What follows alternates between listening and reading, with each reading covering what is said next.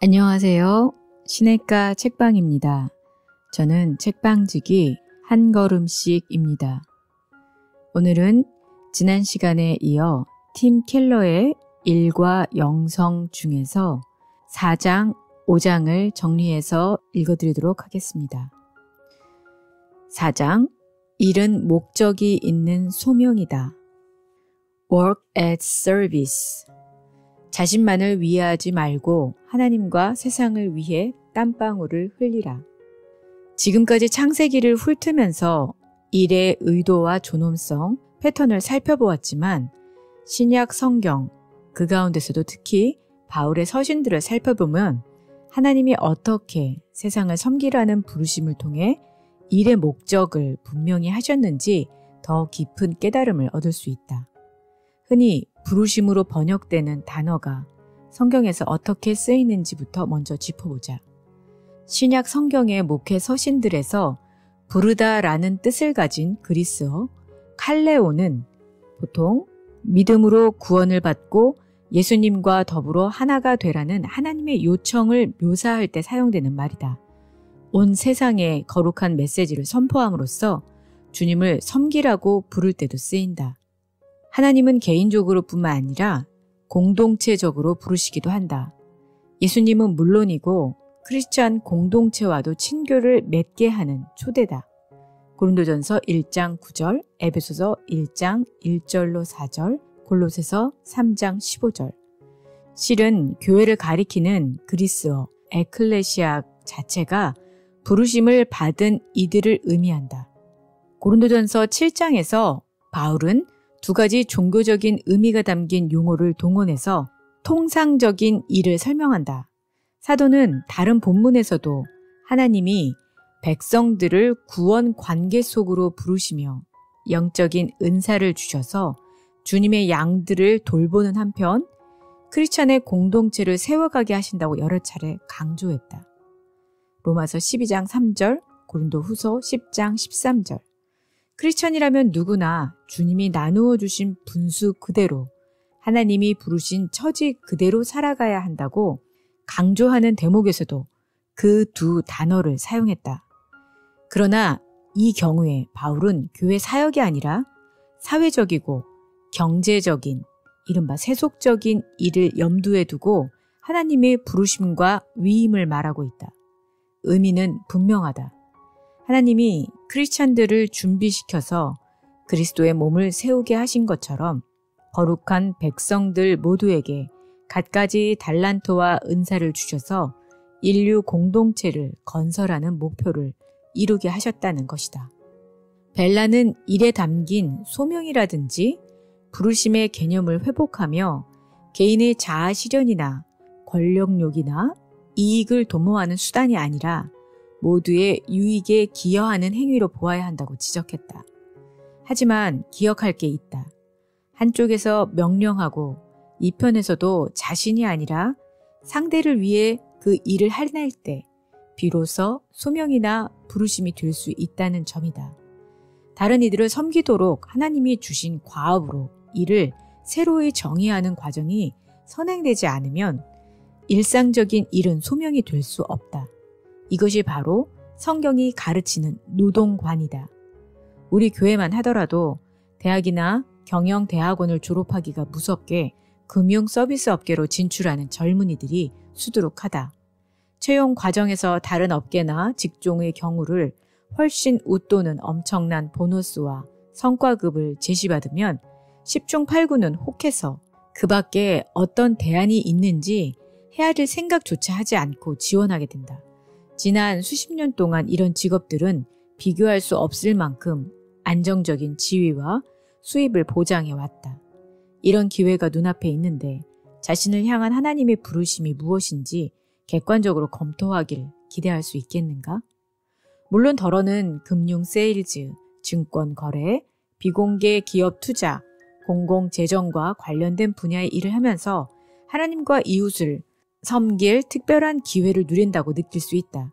하지만 월스트리트에서 몇 년을 지내보고 나서 다른 일에 능력과 열정을 투자하는 편이 낫겠다고 판단하는 이들도 있게 마련이다. 크리스찬이라면 세상에서 자신이 하는 일의 목적에 대해 이처럼 혁신적인 통찰을 가져야 한다. 하나님이 불러서 과업을 맡기셨다는 사실 자체가 힘을 주므로 자아를 실현하고 권력을 얻을 속셈으로 직업을 선택하거나 일을 대해서는 안 된다. 도리어 이를 하나님과 이웃을 섬기는 도구로 보아야 하며 그 목적을 따라 직장을 선택하고 업무에 임할 필요가 있다.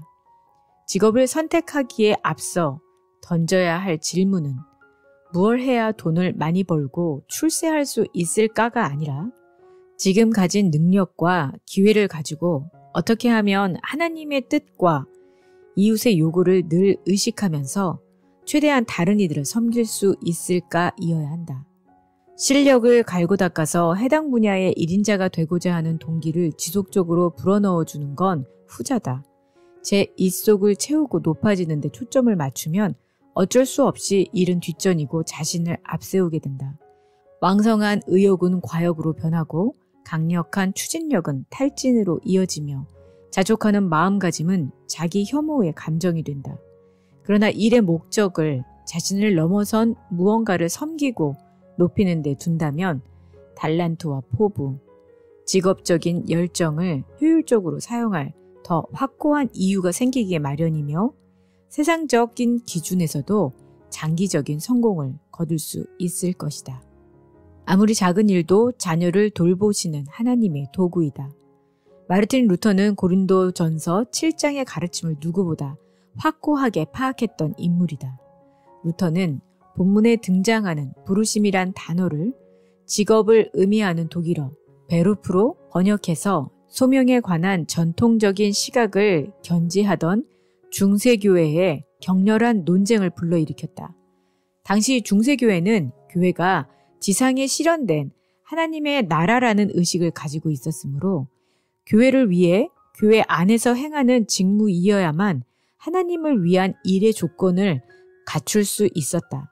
그렇다면 오로지 수도사와 신부 또는 수녀가 되지 않고는 부름을 받아 주님을 섬길 길이 없다는 결론에 이른다.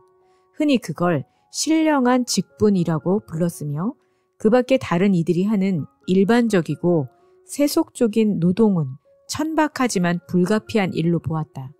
고대 그리스인들이 육체 노동을 대하는 태도와 별 차이가 없는 관념이었다. 그렇다면 오늘날 하나님은 어떻게 살아있는 피조물의 온갖 소원을 만족스럽게 이루어 주시는가? 농부와 빵 굽는 기술자, 구멍가게 주인과 웹사이트 프로그래머, 트럭 운전사를 포함해서 식탁에 음식이 도착할 때까지 힘을 보태는 이들 모두를 통해서가 아니겠는가? 루터는 예를 들어 설명했다. 아버지, 어머니는 자녀들의 소원을 무엇이든지 다 들어주길 원하지만 한편으로는 부지런하고 성실하며 책임질 줄 아는 인간으로 성장하길 기대한다. 그래서 아들, 딸들에게 일을 시킨다. 직접 하면 더 잘할 수 있지만 자식들이 성숙해지도록 돕는 쪽을 택한다. 부지런하고 성실해야 해낼 수 있는 일을 맡겨서 평생의 기묘한 자질을 심어주려는 뜻이다. 루터는 똑같은 이유에서 하나님도 거룩한 자녀들이 행하는 일을 통해 역사하신다고 결론 짓는다. 루터가 하나님이 주신 소명의 참뜻을 인식하는 방식도 다르지 않다. 밭을 갈거나 땅을 파는 소소한 일거리조차 하나님이 자녀들을 돌보기 위해 사용하시는 가면들이다. 투표를 하거나 공직을 맡거나 아빠 엄마가 되는 것처럼 기본 중에 기본이라고 할 만한 사회적 역할이나 책무도 마찬가지다. 어느 것 하나 예외 없이 하나님의 부르심이며 주님이 인류에게 선물을 나눠주시는 수단이다. 소박하고 초라하기 그지없는 시골 농장의 소녀라 할지라도 하나님의 부르심에 부응하고 있다는 점에서는 차이가 없다. 루터가 설파하다시피 하나님은 소젖 짜는 여자아이의 일을 통해 친히 우유를 내고 계신다. 복음은 일의 가치를 새롭게 조명한다.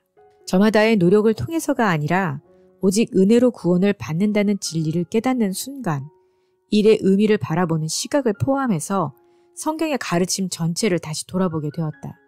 루터는 특히 두 가지 점에 주목했다. 우선 종교적인 행위가 하나님 앞에서 특별한 지위를 차지하는 결정적 요소라면 교회에서 목회하는 교직자들과 그 밖에 일을 하는 이들 사이에 근본적인 차이가 늘 존재한다고 봐야 한다. 그러나 종교적인 행위가 하나님의 사랑을 얻는데 터럭만큼도 영향을 주지 않는다면 다른 노동보다 조금도 우월할 게 없다. 순전히 은혜를 통해 구원을 받는다는 복음은 일에 관해 또 다른 통찰을 준다. 옛 수도사들은 종교적인 행위로 구속을 받으려 애썼던 반면 대다수 현대인들은 직업적인 성공에서 구원, 자존감과 자부심을 찾으려 한다. 그러다 보니 오로지 높은 보수와 지위를 보장하는 자리에 연연하며 삐뚤어진 방식으로 그런 일들을 섬기게 되었다. 그러나 복음은 일에 기대어 자신을 입증하고 정체성을 지키라는 압력에서 해방시켜준다. 이미 인정받고 안전해졌으므로 달리 애쓸 이유가 없기 때문이다. 아울러 단순 노동을 우습게 여기는 태도와 고상해 보이는 일거리를 부러워하는 마음가짐에서 벗어나게 한다. 이제 일은 종류와 상관없이 인류를 값없이 구하신 하나님과 더 나아가 이웃을 사랑하는 수단이 된 까닭이다. 그러기에 루터는 크리스천들에 관해 당당히 말할 수 있었다.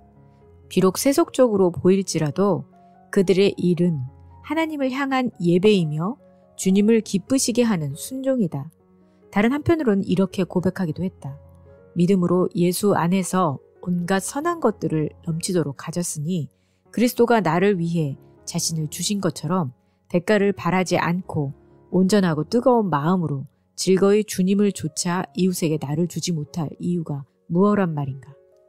남들이 애쓰고 수고해서 얻으려는 것들, 구원, 자부심, 선한 양심, 평안 따위의 것을 크리스천들은 이미 그리스도 안에서 소유하고 있으므로 이제는 그저 하나님과 이웃을 사랑하기 위해 일하면 그만이다. 즐거이 감당하는 희생이자 자유가 보장된 제한이다. 일은 이웃을 사랑하는 수단이다.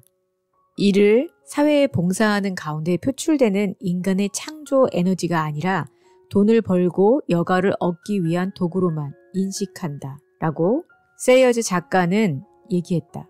그런 인식이 결과적으로 어떤 사태를 불러오는지 의사는 고통을 덜어주기 위해서가 아니라 먹고 살기 위해 진료를 한다.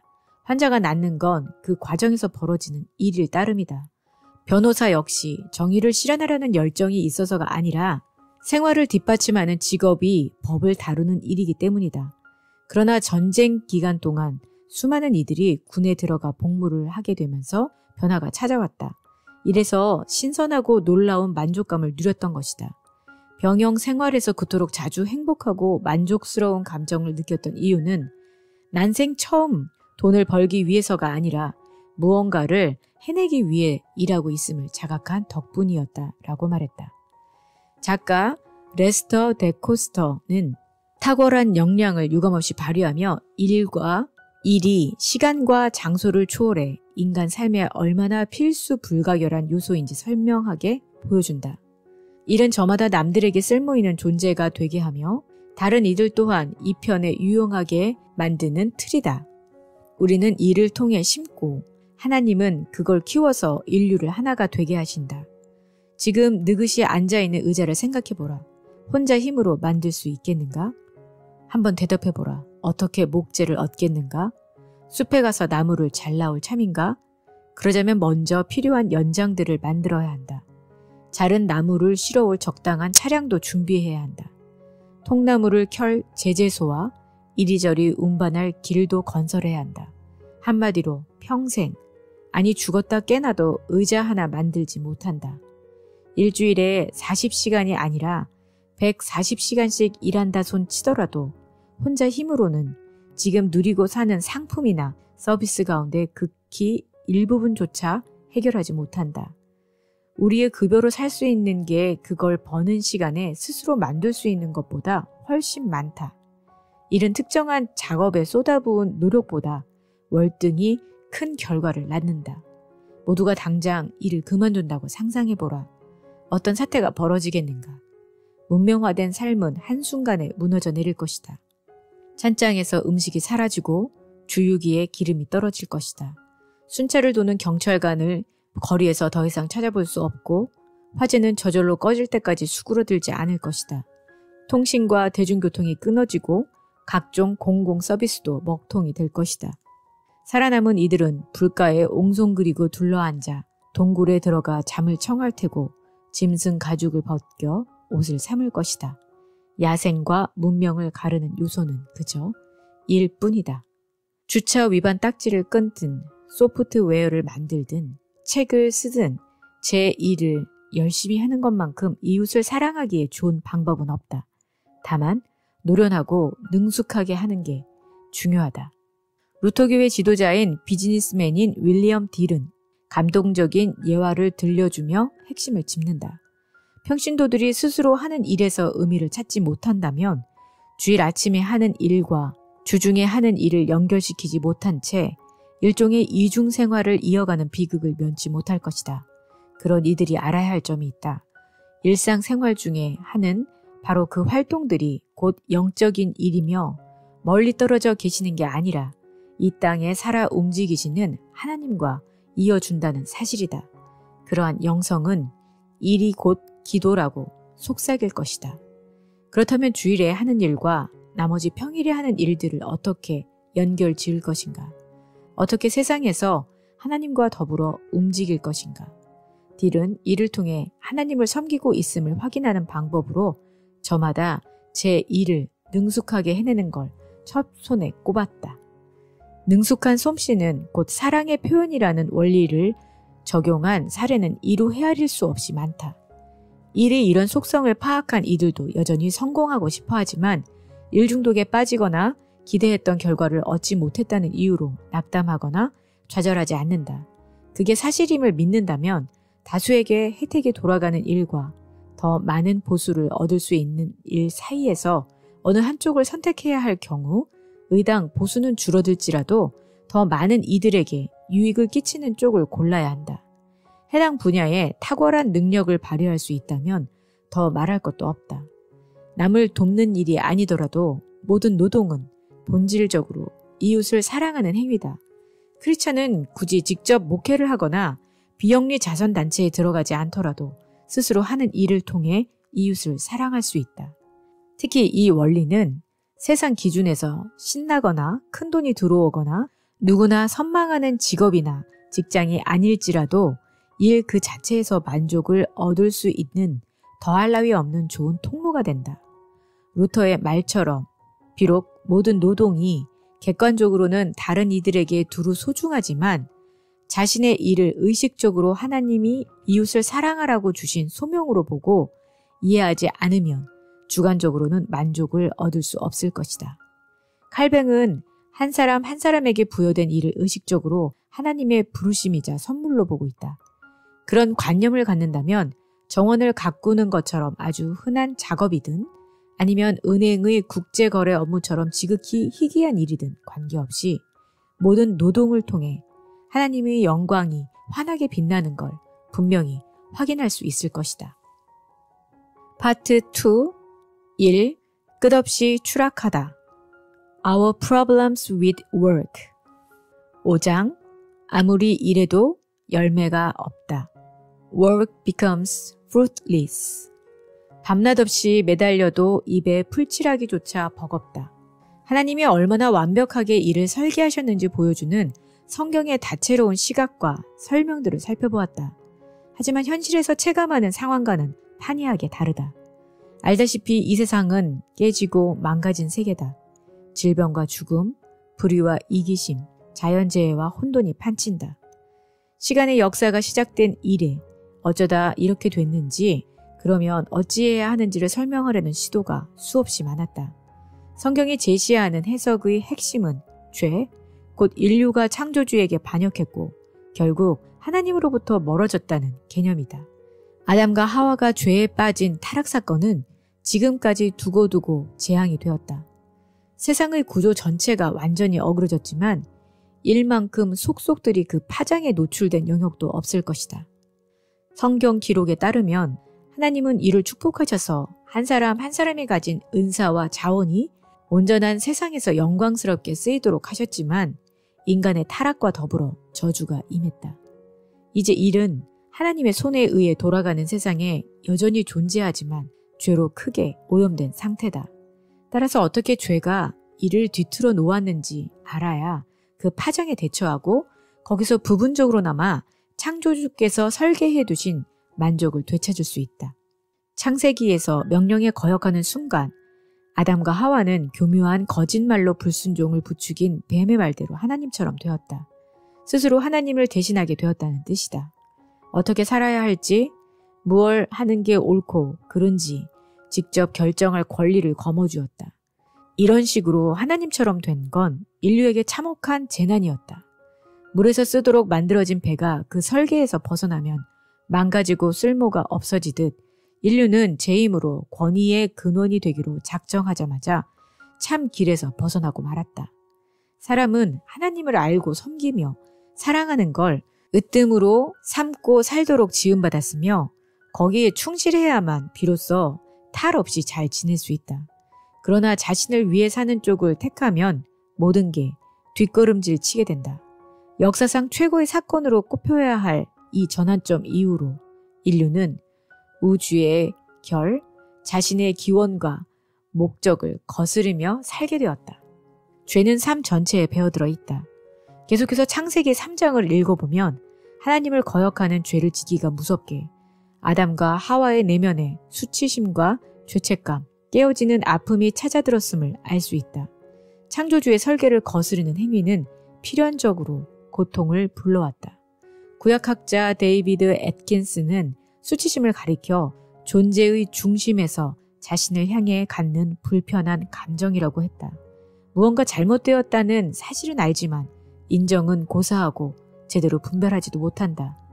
중심에 도사린 깊고 깊은 불안감은 죄책감이라든지 자신을 입증하고자 하는 갈망, 반항, 매사의 독립성을 내세우려는 태도, 다른 이들을 기쁘게 하려고 맹종하는 자세 따위의 옷을 입고 수시로 고개를 쳐든다. 어디에 고장이 났는지 그리고 그로 인해 어떤 결과가 생겼는지 정확하게 알고 있지만 진정한 원인이 무엇인지에까지는 생각이 미치지 못한다. 현대 서구 문화는 죄에 관해 성경이 가르치는 원리를 되짚어볼 생각조차 않으면서 그 불안의 실체를 규명하는 데에만 안간 힘을 쓰고 있다. 심리학자들은 유년기의 경험이 쓸데없는 수치심이나 사랑받지 못하고 있다는 감정을 빚어낸다고 해석한다. 갖가지 즐길 거리들은 잠시나마 불편한 감정에서 벗어나도록 도와준다. 선행은 스스로 착한 사람이란 정체성을 갖게 한다. 하지만 성경은 하나님으로부터의 분리를 본질적인 요인으로 지목한다. 불안의 또 다른 징후는 타인에 대한 불신과 두려움이다. 창세기 3장은 죄가 인간 본성과 삶 전체에 샅샅이 배어드는 과정을 보여준다. 당장 성, 남녀관계, 사랑, 결혼 같은 영역부터 왜곡되기 시작했다. 물리적인 세계의 조밀한 구조 또한 풀어지기 시작해서 온갖 질병과 노쇠, 자연재해와 죽음이 뿌리를 내렸다. 기업들은 팀을 꾸리고 몇 달, 심지어 몇 년씩 맹렬하게 작업한 끝에 새로운 제품이나 사업을 낳아서 시장에 내놓지만 얼마 못 가 사라지기 십상이다. 축구계의 스타들 가운데는 부상으로 평생 고생하는 예가 허다하다. 스티브 잡스처럼 똑똑한 기업인들도 회사가 어려워지면 당장에 쫓겨난다. 잡초나 컴퓨터, 바이러스, 부패 스캔들은 좀처럼 사라지지 않는다. 원자의 속성을 파헤친 연구는 원자폭탄이 태어나는 배경이 되었다. 다시 말해서 땀 흘려 일해도 손에 들어오는 게 없기 일쑤고 설령 열매가 있다 손 치더라도 고통스러우며 덜어는 목숨을 앗아가기도 한다. 아무리 땀 흘려도 가시덤불과 엉겅퀴가 있다. 죄는 개인적이고 사사로운 인생뿐만 아니라 공적이고 사회적인 삶, 특히 일에도 엄청난 영향을 미쳤다. 창세기 1, 2장에서 살펴본 것처럼 하나님은 일을 하도록 인간을 지으셨지만 죄에 오염된 노동은 고통스러운 수고에 지나지 않는다. 일 자체는 저주가 아니지만 총체적으로 죄의 저주 아래 놓인 인생의 일부가 되고 말았다. 나다를 얻으려 땀 흘려 땅을 가꿔도 가시덤불과 엉겅퀴가 돋기 일수다. 정원을 가꾸는 게 인간의 온갖 노동과 문화를 세우는 작업을 대표한다는 사실을 감안하면 본문에 나타난 하나님의 선언은 사람이 하는 모든 일과 수고가 결실을 맺지 못하고 종종 물거품이 되고 말리라는 의미를 담고 있다고 봐야 한다. 타락한 세상에서 일에게 닥친 저주 가운데 하나는 열매를 맺지 못하는 사례가 수두룩하다는 점이다. 일을 하고도 결실을 얻지 못한다는 말은 무엇을 의미하는가? 무슨 일이든 커다란 포부를 품고 시작하지만 성취하는 건 그 그림에 훨씬 미치지 못한다는 뜻이다. 능력이 부족해서일 수도 있고 주변 환경의 저항을 받아서일 수도 있다. 노동 체험에는 고통과 갈등, 시기와 피로, 목표 가운데 상당 부분은 이루어지지 않을 가능성 따위가 다 포함된다. 가령 이러저러한 일을 하고 이만저만한 솜씨와 실력을 발휘해보겠다는 포부를 품지만 마음껏 뜻을 펼 기회를 얻지 못하거나 설령 그 환경이 조성된다 하더라도 원하는 수준에 이를 수 없을지 모른다. 함께 어울려 작업하는 이들과 갈등이라도 생길라 치면 자신감이 추락하고 생산성도 떨어진다. 자신이 하는 일의 수준에 만족하는 상황이라 할지라도 결과 때문에 쓰라린 실망을 맛볼 수 있다. 여러 변수가 작용해서 프로젝트를 통해 끌어낸 진정한 성과가 희석되는 사태가 오기도 한다. 탁월한 경작 기법을 마스터해도 가뭄이나 홍수, 전쟁이 닥쳐서 수확이 불가능해지기도 한다. 가수가 되고도 자신을 홍보하는 재주가 없어서 또는 무자비한 경쟁자가 앞길을 막아서는 바람에 뛰어난 음악적 기량에도 불구하고 입에 풀칠하기조차 버거워지기도 한다. 가수를 그만둬야 할 수도 있다. 더러는 조직에 의미 있는 기여를 하든지 특정 분야의 전문가로 탁월해지겠다는 열망을 품기도 한다. 인간 사회를 한 차원 끌어올리거나 문화 전반에 지워지지 않은 발자국을 남기기를 꿈꾸는 것이다. 하지만 대다수는 일생을 투자해도 목표 근처에도 다다르지 못한다. 멀리서 보기에 승승장구하는 것 같아도 실상을 들여다보면 야심을 이루기보다 좌절하는 경우가 압도적으로 더 많다. 100이면 100, 스스로 인정하는 것보다 더 자주 실망하고 낙담한다. 열매가 맺히지 않아도 받아들여야 한다. 피터 셰퍼의 희곡 아마데우스는 애쓰고도 열매를 얻지 못하는 현실과 그에 따른 깊은 좌절을 더할 나위 없이 생생하게 보여준다. 살리에리는 일에 관한 존재적인 좌절감을 끌어안고 살아야 했다.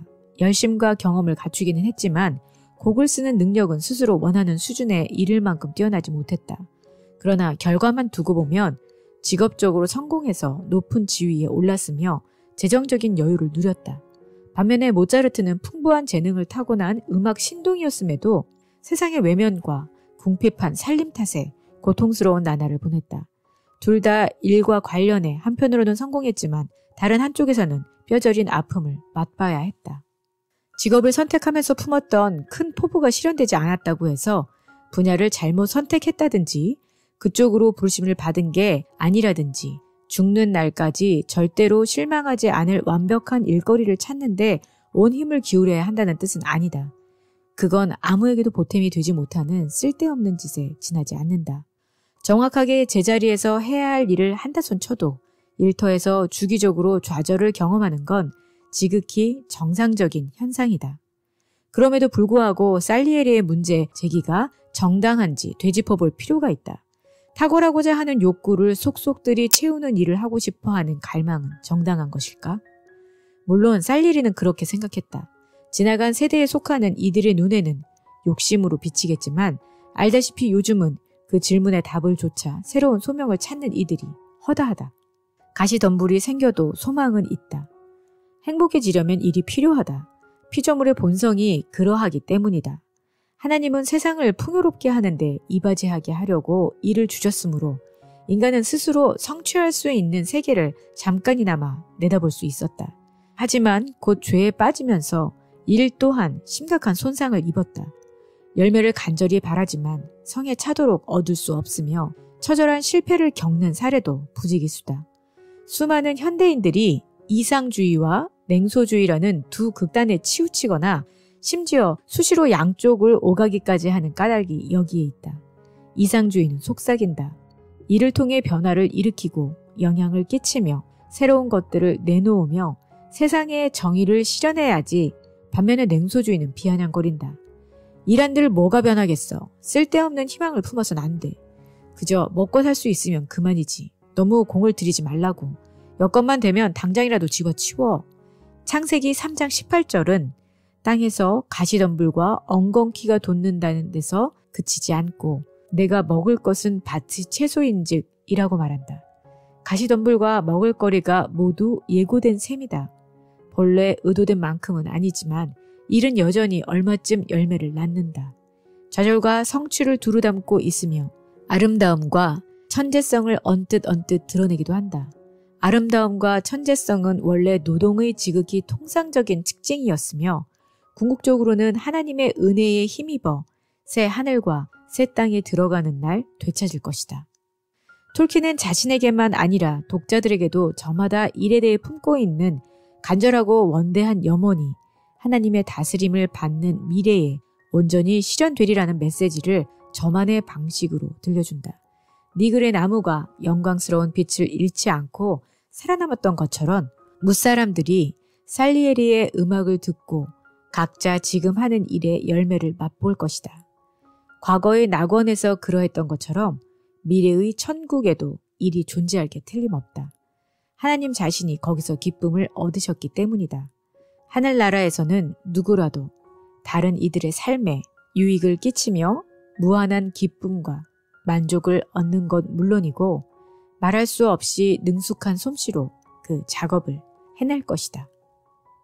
네, 오늘은 팀 켈러의 일과 영성 중에서 4장, 5장을 정리해서 읽어드렸습니다. 다음 시간에는 6장, 7장을 정리해서 읽어드리도록 하겠습니다. 구독과 알람을 설정하시면 더 편리하게 받아보실 수 있습니다. 그럼 다음 시간에 뵐게요. 안녕히 계세요.